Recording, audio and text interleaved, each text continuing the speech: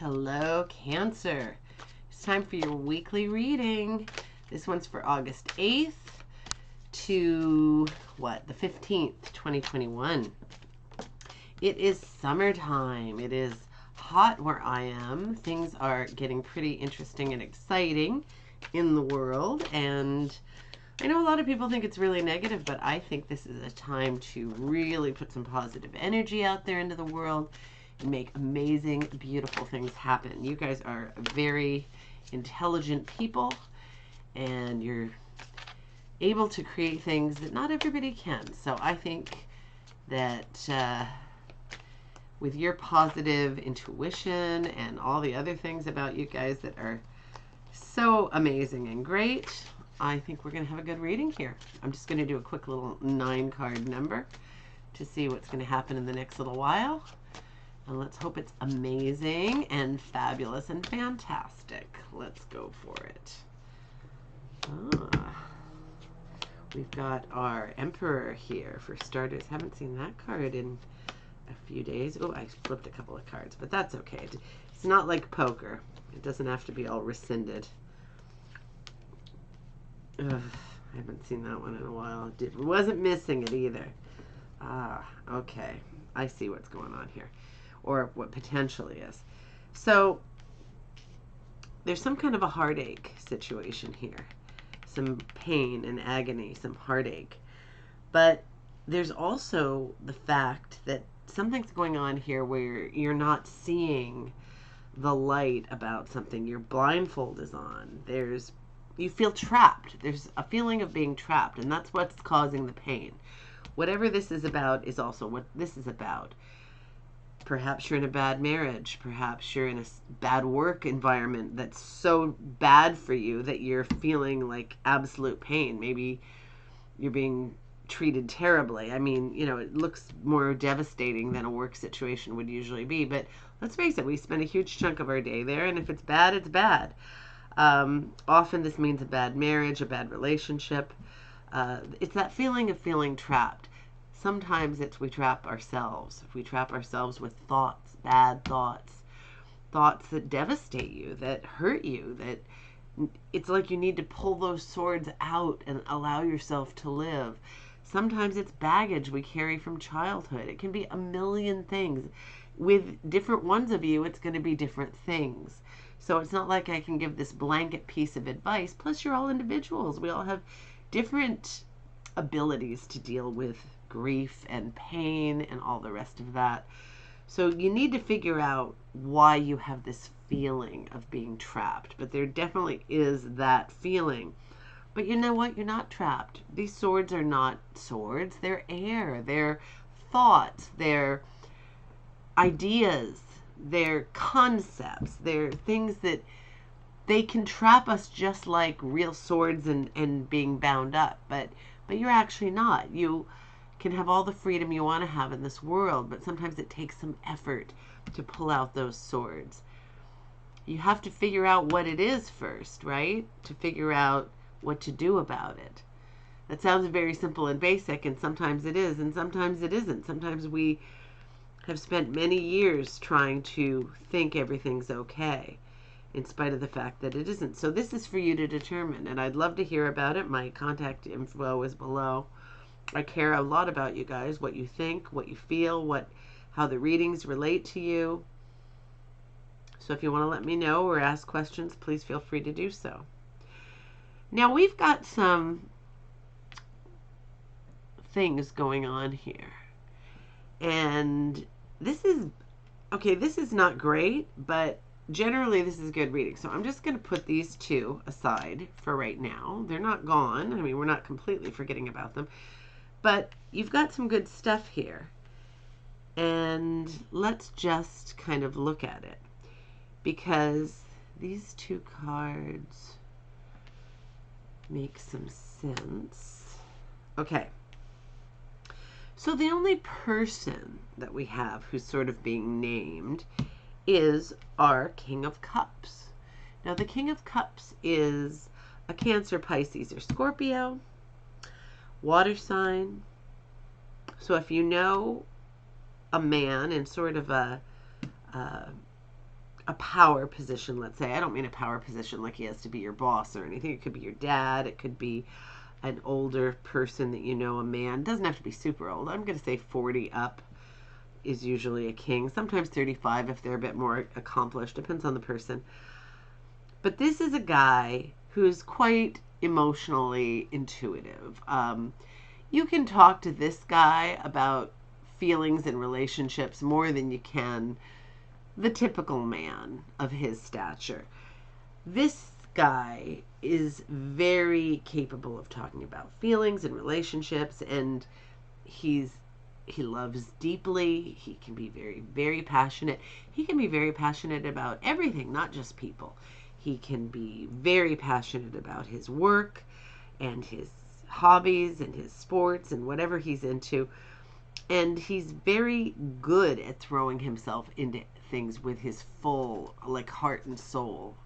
You know, this kind of stuff drives us in a very strong and powerful way. So if this is a person you know, this is very good. If you're a woman and this is your partner, this can be a very good guy to have. So this card is about looking to your past to figure out your future, basically.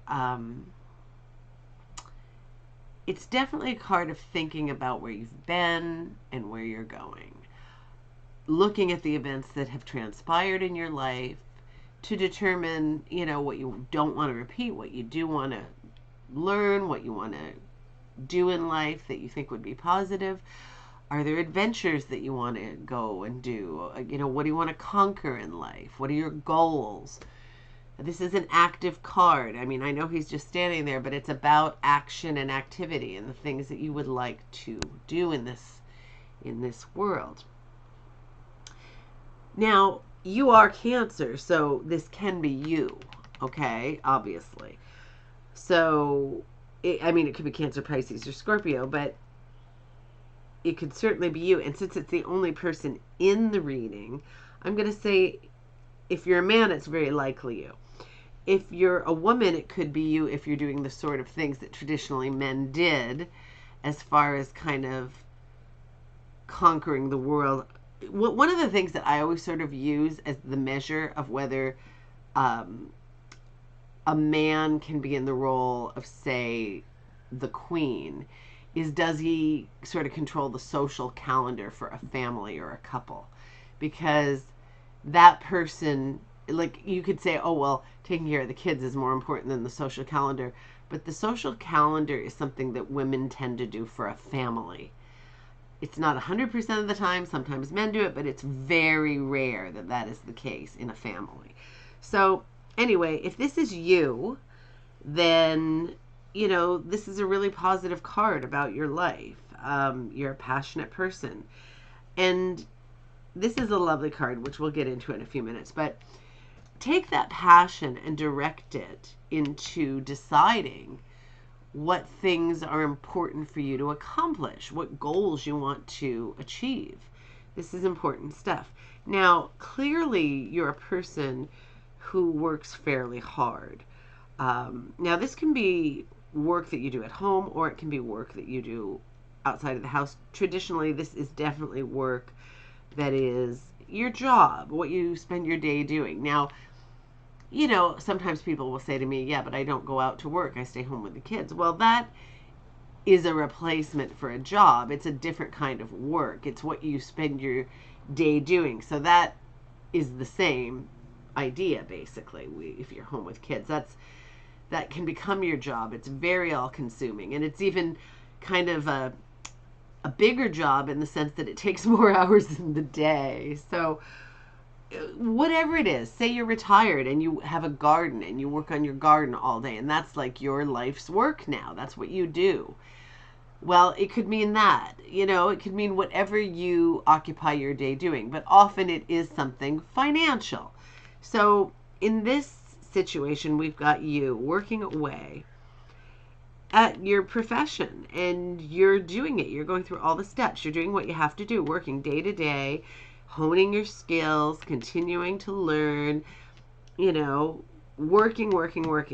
But, you know, you're a little disillusioned sometimes. You're not always thrilled with the harvest or the outcome or your reward.